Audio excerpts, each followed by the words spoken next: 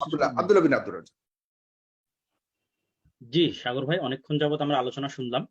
তো আমার কি একটু কথা বলার সময় দিতে হবে, যেহেতু আমি যে বিষয়টা স্পষ্ট করার জন্য এসেছি সেটা আমি প্রথম পর্ব শেষ করেছি, কিন্তু দ্বিতীয় পর্বে আমি দুইটা কথা বলবো অতি সংক্ষিপ্ত সময়ের মধ্যে। একটা বলবো যে গণতান্ত্রিক, যে ভাই প্রশ্ন করলেন যে গণতান্ত্রিক পদ্ধতি বা ভোটের রাজনীতিতে আমরা কেন বিশ্বাস করি না। আর দ্বিতীয়ত হচ্ছে বর্তমান যারা রাজনীতি করতেছে, যেহেতু এখানে প্রায় সবাই রাজনৈতিক দলগুলো প্রতিনিধিত্ব করতেছেন অনেকেই, তাদের কাছে আমার ব্যক্তিগত কয়েকটা রাজনৈতিক বিষয়ের কিছু কথা আমি রেখে আমার বক্তব্য শেষ করব। মৌলানা আব্দুর রহিম, যিনি বলা চলে জামাত ইসলামে বহুদিন দায়িত্ব পালন করেছেন, তার একটা বই আছে, গণতন্ত্র নয় পূর্ণাঙ্গ বিপ্লব চাই। আমি চাইবো যে এই বইটা সবাই পড়ুক। এবং আহলুল হাদিসদের একজন বড় লেখক প্রফেসর ডক্টর আসাদুল আল গালিব, উনি তিনটি মতবাদ নামে একটা বই লিখেছেন, যেখানে আসলে আহলুল হাদিসরা গণতন্ত্র, সমাজতন্ত্র বা পুঁজিবাদ এগুলো কোনোটাকেই যে তারা বিশ্বাস করে না, এবং গণতান্ত্রিক সিস্টেমের মধ্যে দিয়ে কেন ইসলাম প্রতিষ্ঠা সম্ভব নয়, সেটা গত 100 বছরে যে গণতান্ত্রিক আন্দোলনগুলো সারা পৃথিবীতে পরিচালিত হয়েছে ইসলামের নামে, সেটা মিশরে হোক, সেটা তুরস্কে হোক, সেটা পাকিস্তানে হোক, কোথাও ফুললি সাকসেসফুল হয়নি। তার সবচেয়ে বড় কারণ হচ্ছে গণতন্ত্রটা মূলত আমেরিকার একটা মূলা। 5 বছরের জন্য তারা যাকে ক্ষমতায় আনতে চায় তাকে নিয়ে আসে, 5 বছর পর তারা যাকে ক্ষমতা থেকে সরাতে চায় তাকে ক্ষমতা থেকে সরিয়ে ফেলে। যেমন মোহাম্মদ মুরসিকে তারা ক্ষমতা থেকে সরিয়ে ফেলেছে, 2008 সালে তারাই ক্ষমতা থেকে সরিয়েছে। আজ 2023 সালে তারা যাকে ক্ষমতায় আনতে চাইবে তাদের কি তারা ক্ষমতায় আনতে পারবে? এইটা হচ্ছে 5 বছর পর পর ইচ্ছা মতো কাকে ক্ষমতায় বসাবো এই চয়েসটা নিজের কাছে রাখার সাম্রাজ্যবাদীদের সবচেয়ে বড় অস্ত্র হচ্ছে গণতন্ত্র। এই জিনিসটা ইসলামপন্থীরা যত দ্রুত বুঝবে তত এটার মধ্যে তাদের কল্যাণ হবে।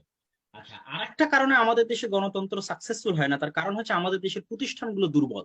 আমেরিকা এবং ইংল্যান্ডে প্রতিষ্ঠানগুলো অনেক শক্তিশালী। কি প্রতিষ্ঠান? পুলিশ বাহিনী শক্তিশালী, আর্মি শক্তিশালী, বিচার বিভাগ শক্তিশালী। এগুলোর কাছে সরকারকেও নত থাকতে হয়। সরকার তো 5 বছরের জন্য আসে, একটা পুলিশ তো আর 5 বছরের জন্য জয়েন করে না, আর্মি তো আর 5 বছরের জন্য জয়েন করে না, বিচার বিভাগে বিচারপতি তো আর 5 বছরের জন্য জয়েন করে না। তারপরে সচিবালয়ে যারা জব পাচ্ছে বিসিএস করে, তারা তো আর 5 বছরের জন্য, প্রশাসনিকে যারা জব পাচ্ছে তারা তো আর 5 বছরের জন্য জয়েন করে না। তাহলে এই আমাদের দেশে গণতন্ত্র এই জন্য সাকসেসফুল হয় না যে আমাদের দেশের প্রতিষ্ঠানগুলো প্রচুর পরিমাণে দুর্বল। যেই ক্ষমতায় আসে সেই পুলিশকে, সেনাবাহিনীকে, বিচার বিভাগকে ম্যানিপুলেট করতে পারে, নিজের পকেটে পুরে নিতে পারে। সুতরাং এই 5 বছরের ক্ষমতায় গিয়ে আপনি একটা দেশে ব্যাপক পরিবর্তন নিয়ে আসবেন, এটা অন্তত ভারত, পাকিস্তান, বাংলাদেশের প্রেক্ষাপটে খুবই ইম্পসিবল মনে হয়। তার চাইতে বরং সামগ্রিকভাবে আওয়ামী লীগকে ইসলামাইজেশনের চেষ্টা করা, বিএনপি কে ইসলামাইজেশনের চেষ্টা করা, তথা তাদের মধ্যে ইসলামী আকীদা, ইসলামী বিশ্বাস ঢুকিয়ে দেওয়া, এবং পুলিশ, সেনাবাহিনী, র্যাব, বিচার বিভাগ এগুলোতে যারা যুক্ত হবে এই সমস্ত মেধাবী মানুষদেরকে ইসলামিক মানুষ হিসেবে গড়ে তোলা, যাতে তারা একটা লং টাইম দেশ গঠনে এবং দেশের ভবিষ্যৎ ইম্প্যাক্ট ডিসিশন নিতে তারা যাতে একটা প্রভাব বিস্তারকারী ভূমিকা রাখতে পারে। এটা হচ্ছে মুসলমানদের সবচেয়ে বুদ্ধিমত্তার পরিচয় হবে। আজ ইহুদিরা সারা পৃথিবী শাসন করতেছে, তাদের নিজস্ব কোনো রাজনৈতিক দল নাই, তারা আন্ডারগ্রাউন্ড থেকে শাসন করে, অর্থনীতি তাদের হাতে, বড় বড় দলে তাদের লোকজন জড়িত হয়ে আছে। এই জায়গাতে ইসলামপন্থীরা কেন একটু কৌশলী না হয়ে জাস্ট আবেগী হয়ে যে আমি 5 বছরের জন্য ক্ষমতায় যাব, এটার জন্য আমার সকল সময় শ্রম আমি ব্যয় করে দিচ্ছি, কিন্তু লোক তৈরি করার জন্য এবং আন্ডারগ্রাউন্ড থেকে একটা অরাজনৈতিক এবং অসামাজিক আন্দোলন কতটা প্রভাব বিস্তারকারী হতে পারে, যেমন বাংলাদেশে হেফাজতে ইসলাম দেখিয়েছে। তারপরে হচ্ছে যে আপনার তাসলিমা নাসরিনের বিরুদ্ধে যখন আন্দোলন হয়েছিল বাংলাদেশে 1994 সালে, সেখানেও আহলেদিস আন্দোলন অংশগ্রহণ করেছিল, বাংলাদেশ আহলেদিস যুব সংঘ সেটাতে অংশগ্রহণ করেছিল। তারপরে পাকিস্তানে যে কাদিয়ানীদের বিরুদ্ধে বিল পাশ হয়েছে, তারপরে পাকিস্তানে যে কোরআন এবং হাদিস বিরোধী আইন করা যাবে না, এগুলো যে পাশ হয়েছে, এগুলো একটা কোনো রাজনৈতিক দল করেনি। অরাজনৈতিক এবং সামাজিক ইসলামের যে প্রভাবটা আছে, এটা যে কোনো সরকারকে বাধ্য করেছে সেটার কাছে নত হতে। তো আমি মনে করি যেমন আজকের যে শিক্ষা ব্যবস্থা, এই যে নতুন শিক্ষা ব্যবস্থা আসলে, এটার বিরুদ্ধে যেমন সারা দেশব্যাপী ইসলামপন্থীরা যে একটা আওয়াজ উঠালো, এবং আহলুল হাদিসরাও কিন্তু শক্তিশালী আওয়াজ এটার বিরুদ্ধে উঠিয়েছে, এটার কারণে কিন্তু সরকার চাপে পড়ে বলছে যে না, আমরা তাহলে শিক্ষা ব্যবস্থা সংশোধন করব। আমি মনে করি এই অরাজনৈতিক অসামাজিক চাপটা আমরা আরো যত বাড়াতে পারবো, আমাদের সন্তানদেরকে তৈরি করার মাধ্যমে র্যাবের মধ্যে, আর্মির মধ্যে, বিচার বিভাগের মধ্যে এবং রাজনীতিবিদদের মধ্যে ভবিষ্যতে ইসলামপন্থীদের বাংলাদেশে যাত্রাটা তত শুভ এবং তত সুন্দর হবে। আর একটা জিনিস আমি বলি, সেটা হচ্ছে যে আহলুল হাদিসরা রাজনীতি বলতে সংশোধনমূলক, তথা যেই ক্ষমতায় আসুক না কেন আমরা রাজনৈতিক বিষয়ে কিন্তু বক্তব্য থাকে আমাদের। যেমন আপনি যদি রাষ্ট্রীয় যে বিষয়গুলো আছে ওগুলোর বিষয়ে যে শক্ত অবস্থান, যেমন পহেলা বৈশাখ যদি বলেন, বা আরো যে বিভিন্ন বিষয়গুলো আছে যেগুলোতে রাষ্ট্র হয়তো ইসলাম বিরোধী কার্যকলাপে লিপ্ত হয়, এগুলোর বিষয়ে যেমন আমার শ্রদ্ধেয় বাবা শেখ আব্দুর রাজ্জাক বিন ইউসুফ তার যে শক্ত বক্তব্যগুলো, এগুলো কিন্তু যেই ক্ষমতায় আসুক আমরা কিন্তু এই সংশোধনমূলক বক্তব্যগুলো দিয়েই যাই। তো তো এই সংশোধনমূলক রাজনীতিটাই আমি মনে করি বর্তমানে বাংলাদেশের জন্য অথবা এই বিশ্বে যে মুসলিম দেশগুলো আছে তাদের জন্য সবচেয়ে ফলপ্রসূ হবে এবং সবচেয়ে কার্যকরী হবে। এবার আমার নিজস্ব ব্যক্তিগত মতামতটা দিয়ে আমি আমার বক্তব্য ইতি টানবো। যারাই রাজনীতি করছেন তাদের কাছে আমি একটা প্রশ্ন রাখতে চাই যে আজকে যারা বিএনপি বলেন, আওয়ামী লীগ বলেন বা গণ অধিকার পরিষদ বলেন, আমি সবার বক্তব্য শুনি, সবার তথ্য নিজের কাছে আপডেট রাখি, বা জামাত ইসলাম বলেন, এখন পর্যন্ত কেউই বাংলাদেশের আত্মপরিচয়টা নির্ধারণ করতে পারেনি। আদর্শিক রাজনীতি এখন পর্যন্ত কেউ করতে পারছে না, সবাই ক্ষমতার রাজনীতি করতেছে। আমি আপনাদের কাছে দাবি জানাবো, আপনারা যদি রাজনীতিতে স্বয়ংক্রিয় ভূমিকা রাখতে চান তাহলে আপনারা অবশ্যই একটা আদর্শিক মানদণ্ড দাঁড় করান এবং সে আদর্শিক মানদণ্ডের উপর দাঁড়িয়ে আপনারা রাজনীতি করেন। জাস্ট ক্ষমতার জন্য আপনারা রাজনীতি করিয়েন না।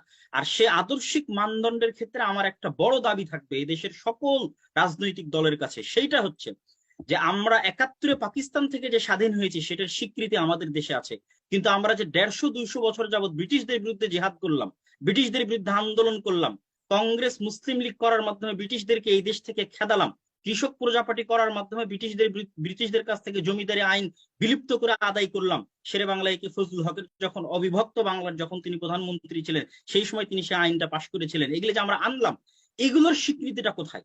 কেন বাংলাদেশ সরকারের কোন রাজনৈতিক দল বাংলাদেশের মানুষের ব্রিটিশ বিরোধী আন্দোলনের সরকারি স্বীকৃতি কেন নাই?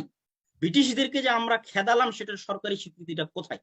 এই একটা প্রশ্ন আমি রাজনৈতিক দলের কাছে রেখে গেলাম। আমাদেরকে যে আদর্শের উপর ভিত্তি করে 1757-তে নবাব সিরাজউদ্দৌলার পতনের পরে আমরা যে আমাদের ক্ষমতা পুনরুদ্ধারের আন্দোলন শুরু করেছিলাম, ওই আদর্শিক মানদণ্ডটা যেন আমরা দাঁড় করাতে পারি, একটা দাবি আমার থাকলো। এবং দ্বিতীয়ত আমার আরেকটা সংক্ষিপ্ত দাবি আমি করতে চাই, সেটা হচ্ছে যে আমাদের দেশ, ভারত বলেন, পাকিস্তান বলেন, বাংলাদেশ বলেন, সব দেশে পুরো রাষ্ট্র ব্যবস্থাটা একদম যেই অবস্থায় তারা রেখে গেছিল ইংরেজেরা ওইটার উপরে আছে। আপনি যদি আমাদের সোসাইটি অ্যাক্ট দেখেন সেটা 1860 সালের, ভারত শাসন আইন দেখেন 1858 সালের, পুলিশ আইন দেখেন 1861 সালের, দণ্ডবিধি আইন দেখেন 1860 সালের, এগুলো সবকিছু তাদের রেখে যাওয়া ব্যবস্থার উপর কিন্তু আমরা এখন পর্যন্ত টিকে আছি। এই জায়গাটাতে কিন্তু কেউ কথা বলতেছে না। আমরা জাস্ট নাম কস্তে স্বাধীনতা অর্জন করলাম, কিন্তু বাঙালি মুসলমানদের যে আলাদা স্বাধীন সত্তা, 47-এ আমরা যে মানচিত্রটা পেলাম, আমরা কিন্তু 71-এ মানচিত্র পাইনি, 47-এ মানচিত্র পেয়েছি। এবং শেরে বাংলা একে ফজলুল হকের ক্ষেত্রে কিন্তু বলা হয়েছে যে তার মধ্যে যে আপাদ মস্তক খাঁটি বাঙালিত্ব এবং আপাদ মস্তক খাঁটি মুসলমানিত্ব, এটাই বাংলাদেশের ভবিষ্যৎ পরিচয়ের নির্ধারক। শেরে বাংলা একে ফজলুল হক, হোসেন শহীদ সোহরাওয়ার্দী, কৃষক প্রজাপার্টি, এই যে আমাদের অতীত ইতিহাসগুলোর সাথে সম্পৃক্ত করে বাংলাদেশের এই মানচিত্রের একটা আদর্শিক মানদণ্ড দাঁড় করানো এবং সেই জায়গা থেকে রাজনীতিটা করা, এই দাবি না আওয়ামী লীগের পক্ষ থেকে আসে না এই ধরনের কথা বিএনপির পক্ষ থেকে আসে। সবাই জাস্ট শুধু ক্ষমতায় যাওয়ার জন্য কে কিভাবে বিদেশি শক্তির সাথে লিয়াজু করে, আমি কাউকে কষ্ট দিতে চাচ্ছি না, কিন্তু বাংলাদেশের রাজনীতির অবস্থাটা কিন্তু শুধু বাংলাদেশ না, তৃতীয় বিশ্বের প্রত্যেকটা মুসলিম বিশ্বের অবস্থা এরকম। ইমরান খানকে কে পতন করালো, ইমরান খানকে কে সরালো সবাই জানে। ইমরান খান কিন্তু রাজনৈতিক ভাবেই ক্ষমতায় গেছিল। এই জন্য আমি চাইবো যে আমাদের অরাজনৈতিক অসামাজিক শক্তিটাই হচ্ছে আমাদের সবচেয়ে বড় শক্তির জায়গা। এই জায়গাতে ইসলামপন্থীরা যদি কাজ করে, একসাথে আওয়াজ উঠাই, একদম আপনি চমৎকার ভাবে একদম সম্পূর্ণ বিপরীত জায়গাতে আপনার নিজের আদর্শকে এবং আহলে হাদিসের আদর্শকে আপনি তুলে ধরার চেষ্টা করেছেন এবং আমার কাছে মনে হয় একদম সম্পূর্ণ ক্লিয়ার ভাবে আপনি তুলে ধরেছেন।